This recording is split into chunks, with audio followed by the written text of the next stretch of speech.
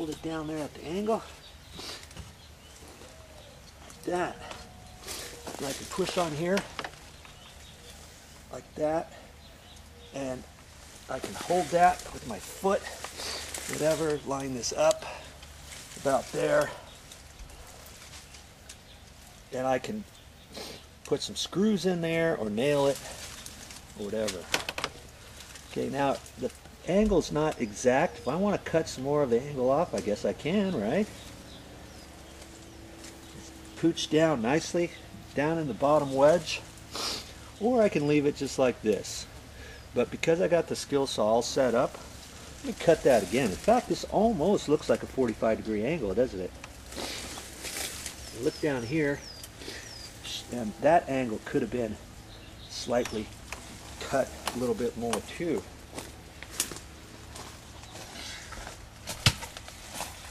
Let's go back to the skill saw and see if we can't make that a little nicer. Because I don't want this board to go any shorter, I'm going to take the long side and I'm going to measure over 1.5 inches, because this is 1.5 inches thick. So if I go back 1.5 inches and straight over, that'll be a 45. Okay? So that's where my front edge is going to be. Now if I had a square, I could use my square, but I don't. Okay, so this is going to be close enough. This is rough carpentry at its finest. Okay. Now, I can set my saw to a 45.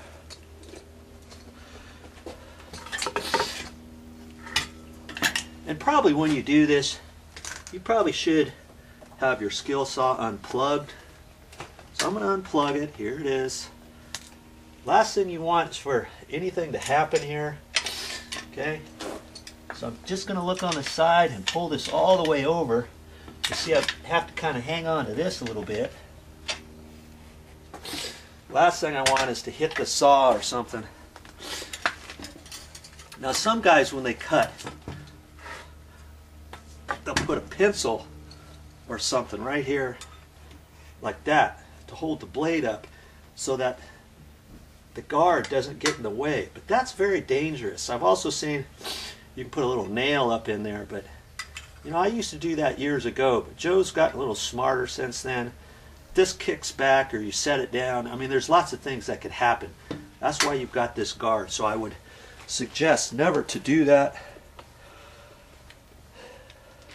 But this is where it gets kind of tricky, because you've got to hold it this way. The ideal way is two hands on the saw. You know, that way you can lift up the blade guard and cut. But if you're doing it off your foot, that's kind of hard to do too. And sometimes this guard gets caught in a little piece of wood. So how are we going to do this? Now I could take that, put a nail in there or something, or hold on to it. I'm going to hold on to it tight and pull the guard up. Okay, now I can look at that. This blade's kind of dull too, so, and I want to keep this flat on there as best I can.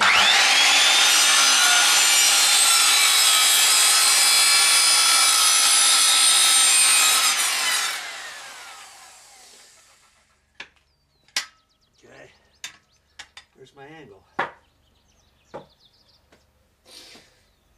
Now the bottom one, it's still wedged in there fine,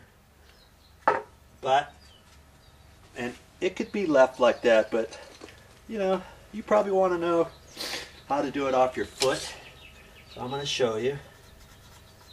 Not that this has to be done, but just because this is a how-to video, so let's how-to it, right? I'm just doing this because, like I said, I don't want to cut the length off anymore. I could cut the length off a little bit, but You see, with me cutting that 45, it doesn't change the overall length of the board, but if I just cut this willy-nilly, it's going to be short, okay? So now I'm going to do it off my foot. Just have to be careful.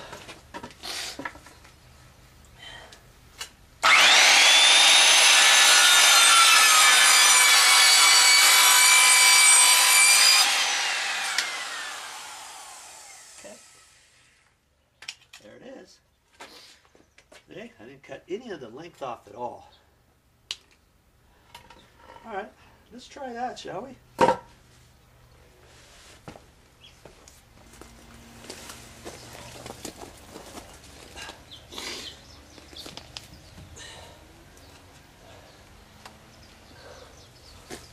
Push that over. Sweet.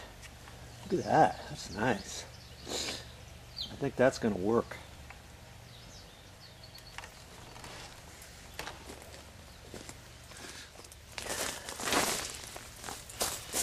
Here's what I'm going to use to attach with. I'm going to use galvanized nails. I've got some 8-penny nails and some 16s. Okay, I also got a couple screws here. And these are exterior wood screws, coarse threads. And I'm just going to use those for starters. I'll show you what I do with those. If I had longer ones, I could use screws for the entire thing. The last thing you want to use is these kind of nails. This is called a vinyl sinker. Usually they're green. This one's been all worn off, huh? Now, if I didn't have any galvanized nails, I could use the vinyl sinkers, but those really aren't for exterior conditions. This will rust after a while, so if you've only got these types of nails, you could use those, then you can countersink them, and then you can put a little caulking over them if you'd like. Okay? But I just happened to luck out. I had a few galvanized nails. Okay? That's it.